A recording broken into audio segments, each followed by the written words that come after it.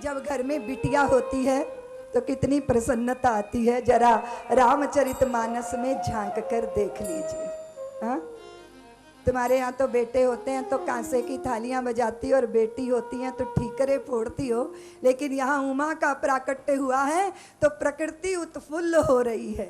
हाँ, यहाँ उमा का स्वागत हो रहा है, गौरी का स्वागत हो रहा है, और आपके कोख में आई गौरी के ऊपर नश्तर चल जाता है। अस्पतालों के कनस्तरों में सबसे ज्यादा कन्या भ्रूण ही पाए जाते हैं।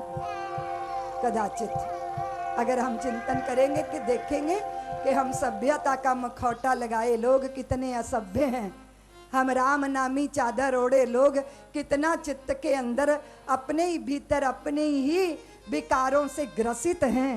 देखना होगा कि ये जो तथाकथित सभ्यता है इसने हमको इंसान नहीं बनाया, हमें चालू चालाक चतुर बना दिया।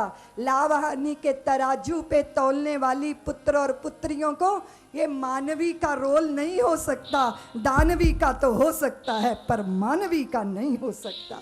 मेरे घर में चहकती रही बेटियां, शहर भर को खटकती रही बेटियां, तान निद्रा की चादर जहां सो गया, राह पापा की तकती रही बेटियां, अब की तनख्वाह पे लाना ये वस्तु मुझे कहते कहते झिझकती रही बेटियां। इस जमाने ने शर्मो हया बेच दी, राह चलते सहमती रही बेटियां। जिम्मेदारियां हमें निभानी है, इसलिए देखना है टटोल के कि हम कहां खड़े हैं।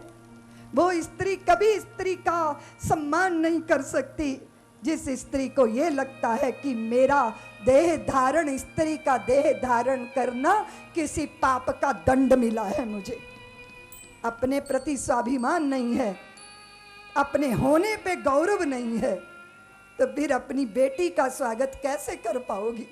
इसलिए अपनी इज्जत करो देवियों, अपनी आंखों में अपना सम्मान करो।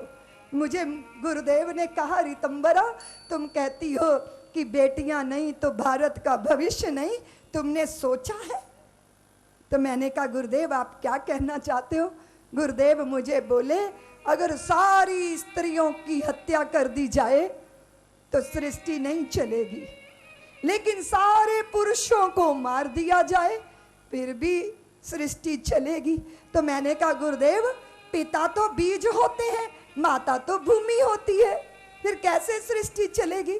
तो गुरुदेव बोले कि वो जो बच जाएंगी स्त्रियां ना, उनके पेट में जो बालक होंगे, बालिकाएं होंगी, वो जन्मेंगे और दोबारा सृष्टि प्रारंभ हो जाएगी। इस दृष्टि से हमने कहा गुरुदेव आपका कितना मौलिक चिंतन है। मैंने नहीं ऐसा सोचा था, लेकिन गुरुदेव ने अद्भुत विचार दिया।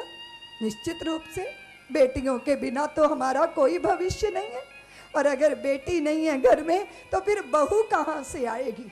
और आश्चर्य करोगी देवियों तुम, राजस्थान के उन गांवों का मैं नाम नहीं लूंगी और ना मैं उस जाति का नाम लेके उनको अपमानित करना चाहूंगी, लेकिन उनके बेटों के लिए बहुएं नहीं हैं। बंगाल या बिहार से 15,000 या 20,000 25,000 बाप को देके उस लड़की को खरीद के लाते हैं, तब अपने बेटों का उनके साथ विवाह करते हैं। और फिर कहते हैं कि दीदी माँ ये पक्का नहीं होता कि वो लड़की रहेगी ही या नहीं रहेगी, क्योंकि उसका संस्कार अलग है, या वो लौट के वहाँ जाएगी, या वो हमारे खानदान की परंपरा को संभाल नहीं पाएगी। मैं सोच भी नहीं सकती थी कि बहू बनाने के लिए तुम्हें किसी लड़की को उसके बाप से 20-25 हजार रुपया दे के खरीदना पड़ेगा। इस जगह पहुंच गए हम, इससे बड़ा दुर्भाग्य क्या होगा। इसलिए सृष्टि के इस संतुलन को गड़बड़ मत करो देवियों। संकल्प करो कि तुम्हारी गाय भी बचेगी, तुम्हारी गंगा भी बचेगी, और तुम्हारी कोख की गौरी भी बचनी चाहिए। इसलिए गाय, गंगा, गौरी, उसका रक्षण होना चाहिए।